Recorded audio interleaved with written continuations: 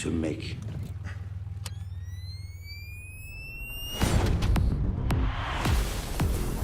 a traversé 4 épaisseurs de béton armé. Avec une Clio. Bon, vous voulez quoi? J'ai besoin de vos mécanos. Je veux arrêter ces putains de dealers. J'ai les meilleurs pilotes. Tu vas leur donner les meilleures voitures. Bonjour à tous et bienvenue dans ce nouveau numéro de Boire et déboire d'un cinéphile. Aujourd'hui, suite et fin de notre entretien avec Guillaume Pirret, réalisateur du film Balles perdues, disponible sur Netflix.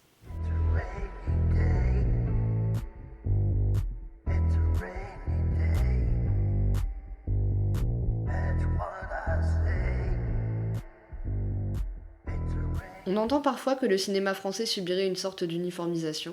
Quel est ton avis ?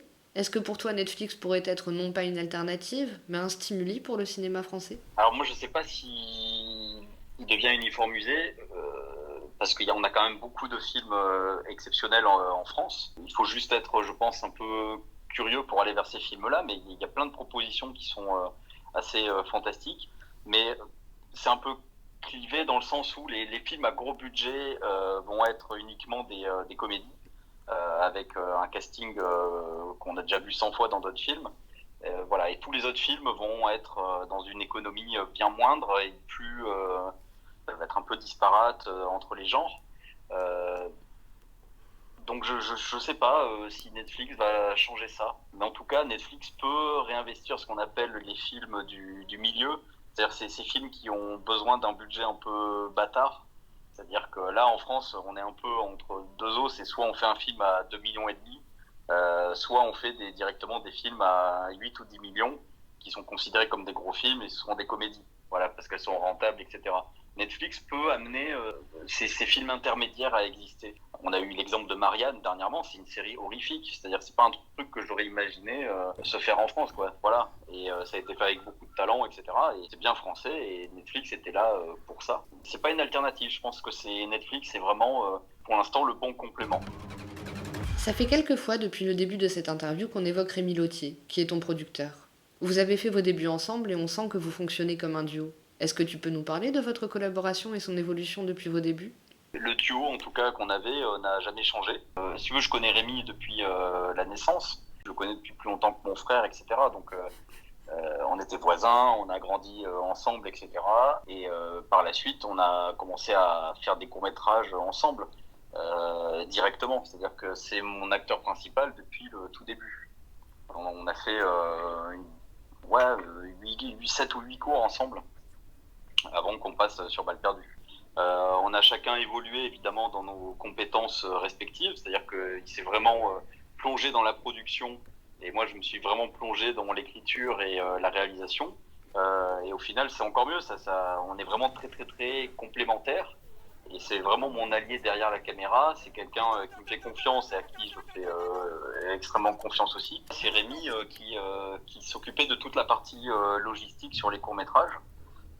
Et qui allait négocier pour les voitures, qui allait négocier pour bloquer des routes, qui allait voilà, c'est quelqu'un qui peut aller parler, qui peut aller négocier des voitures chez un casseur auto, mais qui peut aussi aller parler à Netflix.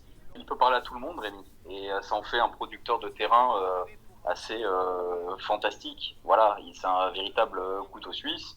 Il est là sur le tournage tous les jours, donc il a double casquette. C'est le producteur au sens large et c'est aussi le producteur exécutif qui est vraiment concentré sur l'artistique et qui s'arrange pour que j'ai tout à disposition pour faire quelque chose de bien.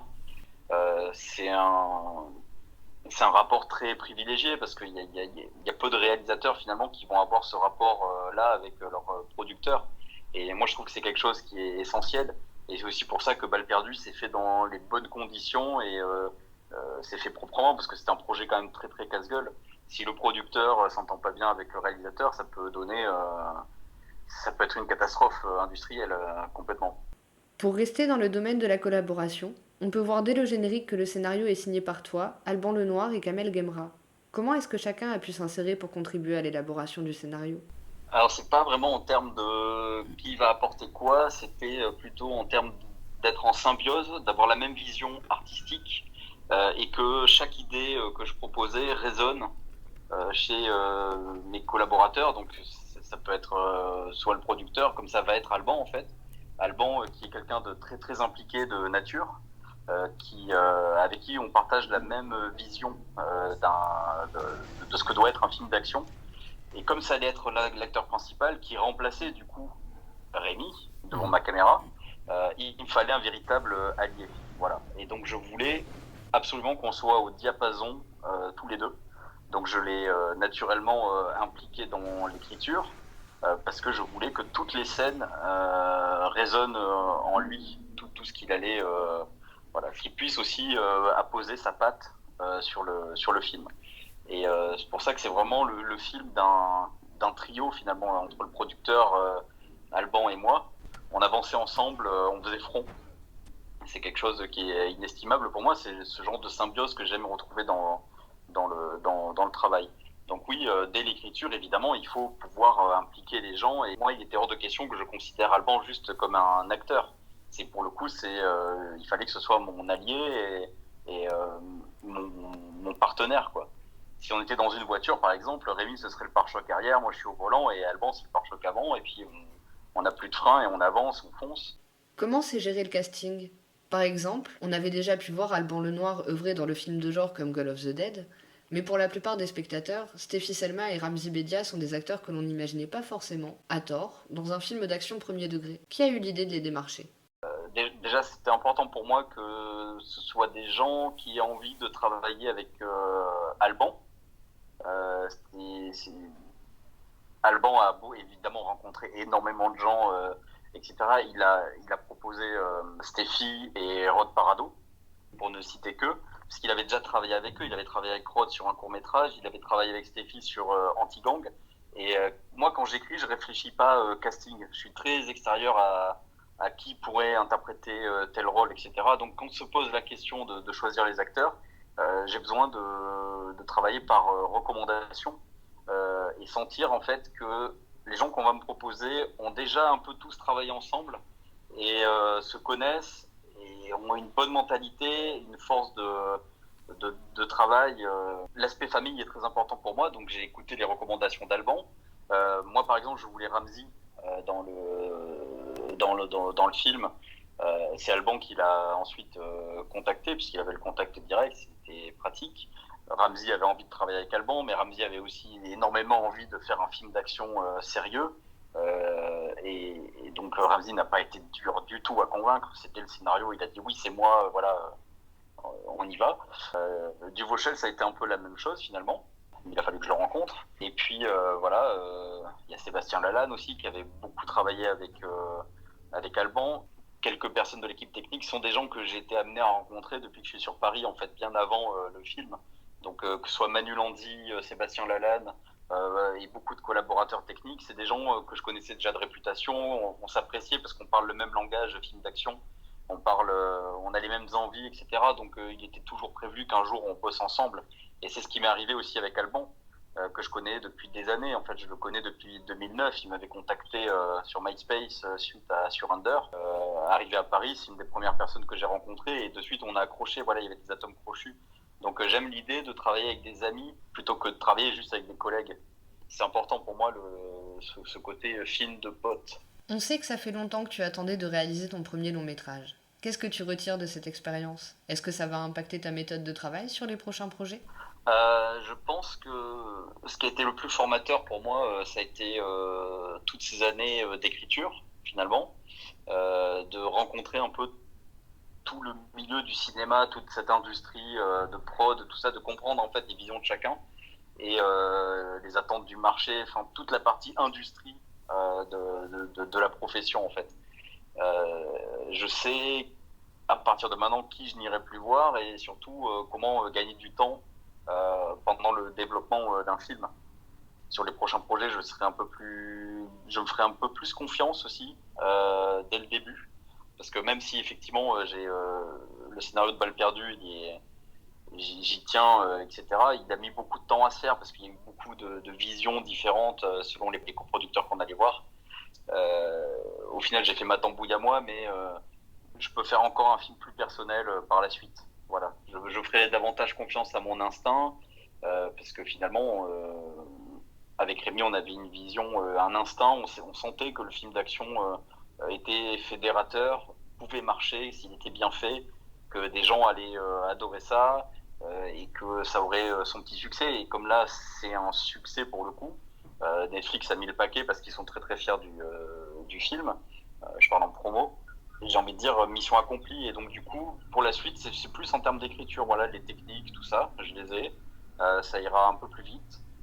Ça rapporte aussi pas mal d'expériences de plateau, c'est-à-dire la gestion des gens, de comment s'organisent les journées, l'inertie qu'il peut y avoir au bout de quelques jours. On cesse jamais d'apprendre en fait. Donc j'ai appris énormément de choses et il y a plein de choses que je ferai différemment, d'autres que je ferai pareil, voilà. Une dernière question pour conclure.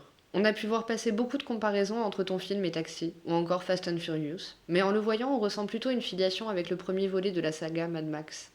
Le modèle des véhicules de gendarmerie qui dans le film s'appelle Interception, leur design et certaines séquences de poursuite peuvent mettre la puce à l'oreille. C'est un délire de notre part ou on se rapproche de quelque chose?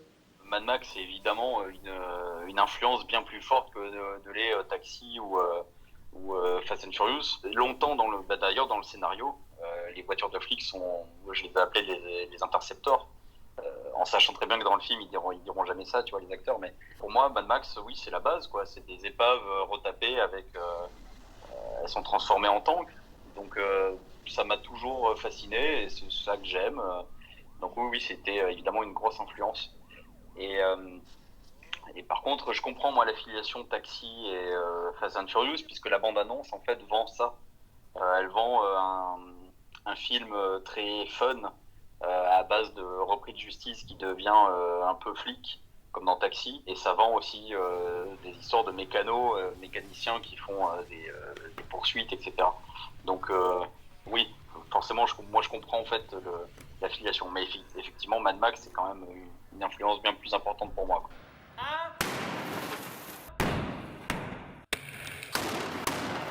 Et voilà, cette fois, c'est bel et bien la fin. Mais ne vous en faites pas, on revient très vite. N'hésitez pas à vous abonner si le contenu vous a plu et à partager cette vidéo. Prenez soin de vous et à bientôt.